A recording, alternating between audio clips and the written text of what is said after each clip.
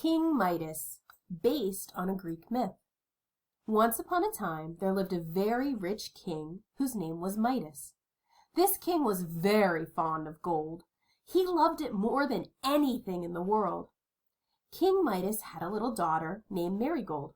When Marigold picked buttercups and dandelions, he used to say, "If these flowers were as golden as they look, I would pick them." One day, King Midas was in his treasure room, counting his treasure. He looked up and saw a stranger in the room. "You are a rich man, friend Midas," said the stranger. "Yes, I have some gold," answered Midas, "but it is not enough." "What?" cried the stranger. "Are you not happy?" Midas shook his head.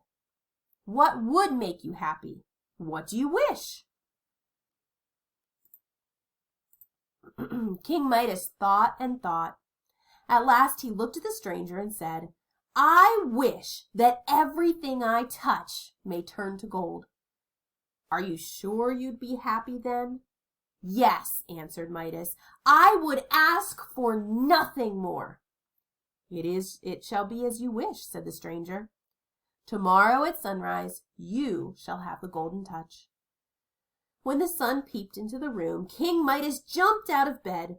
He touched a chair. It turned to gold. He touched the bed and the table, and they were changed to solid, shining gold. When he dressed himself, all of his clothes were gold. And then King Midas went into his garden.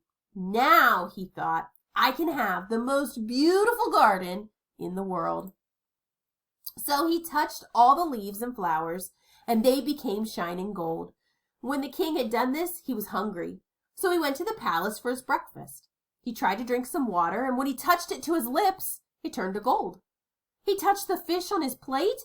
It became a pretty gold fish. He couldn't eat it. He took an egg. That too turned to gold. Just then Marigold ran to her father and put her arms around his neck.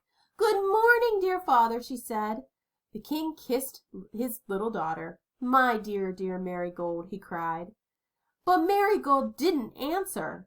Alas, what had he done? His dear daughter, his sweet little Marigold, was changed into gold by his kiss.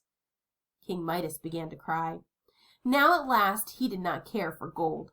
His little daughter was dearer to him than all the gold in the world. "How can I live without my dear Marigold?" he thought. "I would give all of my money if my little girl would come back to me." Then the stranger came again. "Well, friend Midas," he said, "how do you like the golden touch?" "I am very unhappy," said Midas. "I know now that gold is not everything." "Let us see," said the stranger. "Which do you think is worth more, the golden touch or a cup of water?" "A cup of water!" cried the king. "The golden touch or a crust of bread?" "Give me a crust of bread," answered the king. "The golden touch or your dear little Marigold?" "Oh, my dear child," cried Midas. "She is worth more than all of the gold in the world." "Go then to the river at the foot of your garden," said the stranger. "The water in the river will take away the golden touch. Fill this pitcher with water and sprinkle everything you've touched." King Midas ran through the garden and jumped into the river. Then he filled the pitcher and ran back to the palace.